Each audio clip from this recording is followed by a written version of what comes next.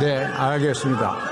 네, 의원 여러분, 법무장관이 최대한 요약 짧게 얘기하기로 약속을 했으니까 그 대신 여러분 제발 좀 의석에서는 조용히 경청해 주시기 바랍니다.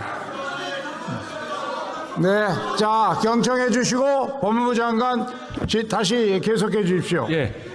자, 제가 준비해 온 내용은 범죄 혐의 내용을 설명하는 것과 이 범죄 혐의를 뒷받침하는 상세한 증거 내용들의 일부였습니다. 그런데 지금 민주당에서 이 부분에 대해서 제가 말하는 것을 막고 계시고 그렇죠. 정상적인 진행이 안 되고 있는 상황이니까 그 부분은 저희가 이후에 서면으로 제공해 드리기로 하고 제가 마지막 부분에 체포의 필요성에 대해서만 말씀드리고 마치겠습니다. 마지막으로 체포 동의의 필요성에 대해서 말씀드리겠습니다. 대장동 위례 그리고 오늘의 백현동 사업 비리까지 모두 이재명 의원이 약 8년간 성남시장 시절에 잇따라 발생한 대형 개발 비리 사건들입니다. 지방자치 권력을 남용해서 자신의 측근들이나 유착된 민간업자들에게 특혜를 제공하고 천문학적 이익을 주는 범행의 방식이 대동소이합니다. 하위 실무자들에 대한 책임 전가 등 행태와 허위 증거 작출 등의 대응 방식도 매우 유사하며 이러한 갖가지 사법 방해 행위들의 최대 수혜자는 이재명 의원이었습니다. 한 번은 우연일 수 있지만 이재명 의원 범죄 혐의들은 동일한 범행과 동일한 사법 방해 행태가 반복되고 있습니다. 이 사건은 다수의 관련자가 조직적으로 관여한 범죄로서 이 의원의 정치적 지위와 지금까지의 수사 과정 등을 고려하면 공범들이나 참고인들에 대한 회유와 압박을 통한 증거인멸의 염려가 큽니다. 백현동 사건 관련해서 이재명 의원은 국토비 협박 등으로 용도 지역 변경을 허가해 줄 수밖에 없었다는 등 사후에 급조한 허위 사실관계를 주장하면서 사건 관련자들에게 가이드라인을 제시한 바 있고 바로 그 내용의 공직선거법 위반 허위사실 공표죄로 재판을 받고 있습니다.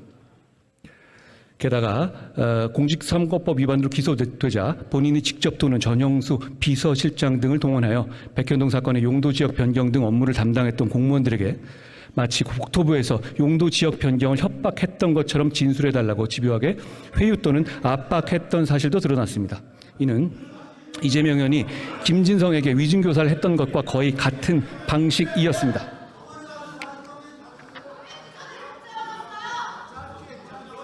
이 사안들의 입증 정도에 있어 특이한 점은 이재명 의원을 제외한 공범 또는 관련자들에 대한 법원의 본재판 또는 구속영장 재판에서 이미 사실관계의 대부분이 법원의 판단으로 확인된 사안들이라는 점입니다.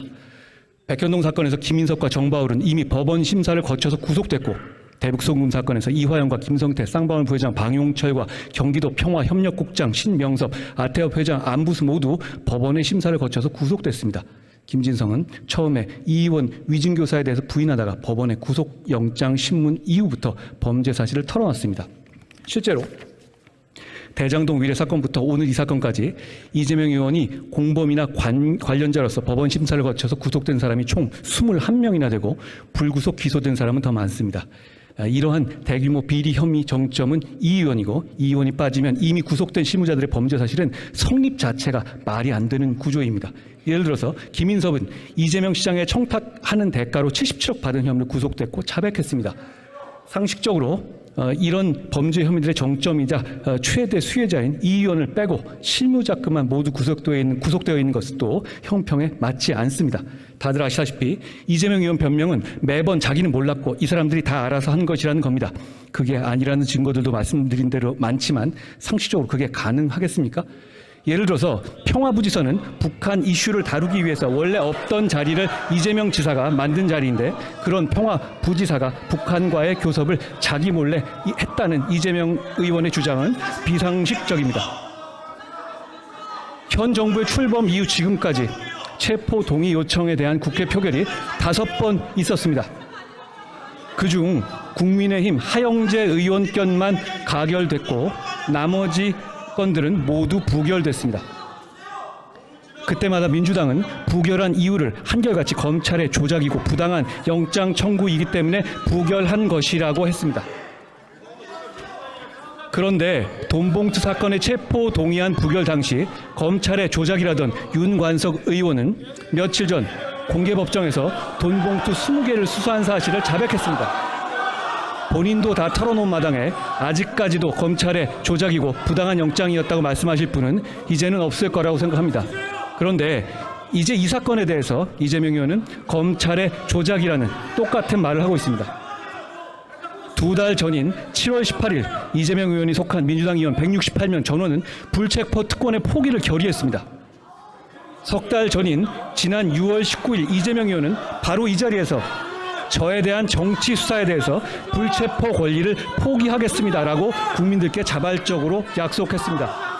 여기 계신 민주당 의원님들도 이재명 의원이 임명한 혁신위도 그 약속을 높이 평가했습니다.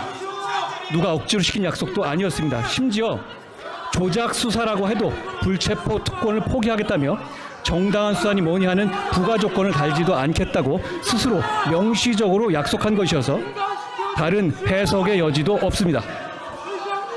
지금은 주권자인 국민들께 한 약속을 지킬 때입니다. 고맙습니다.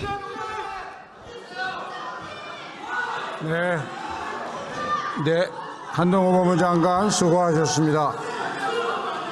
네, 그러면 이 안건을 국회법 제112조 제5항에 따라 무기명 투표 방식으로 표결하겠습니다.